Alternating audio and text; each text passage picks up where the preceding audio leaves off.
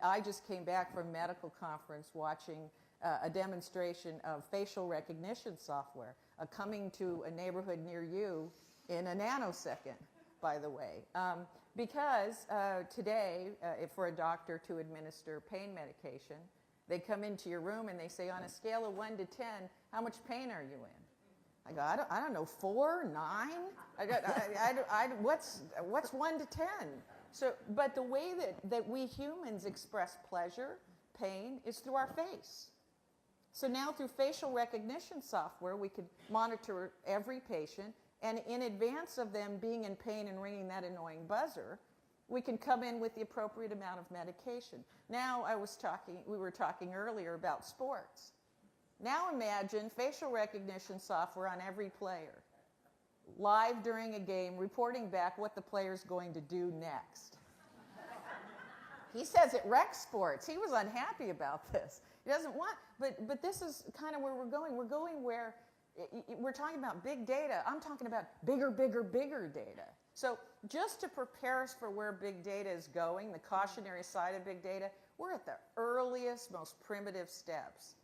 Mega data is coming our way in the form of facial recognition software, mobile apps that are going to allow us to make decisions in real time. And now let me balance that against what Ed Wilson says, those Paleolithic emotions, those medieval institutions that are kind of scary. Human evolution is this massive continuum, and we're just in this really messy space. We don't like messy. We don't do messy very well. We want it all to be, okay, it's all done, this is the way to do it.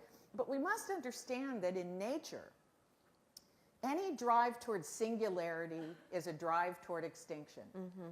If you take nothing away from me, take that one thing. When you try to drive toward a singular solution, you're driving toward extinction. You're like an animal who's decided to only eat one food or who can only adapt to one climate. And so the insurance in nature against a high failure rate environment is diversification. The biggest challenge I think we have is content loading, and I'm not talking about computers. Mm-hmm. I'm talking about there's too much data and we're having trouble cognitively loading content in order to be good executives and good stewards of that information. And this is where I think neuroscience plays a tremendous role, because it's the first time in human history that we've been able to look under the skull and see what happens when we're in overload.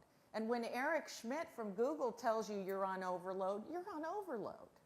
It's the country, it's the university, it's the group who unlocks how the human brain processes, loads information, and makes fast decisions in a mission-critical environment that has the greatest competitive edge.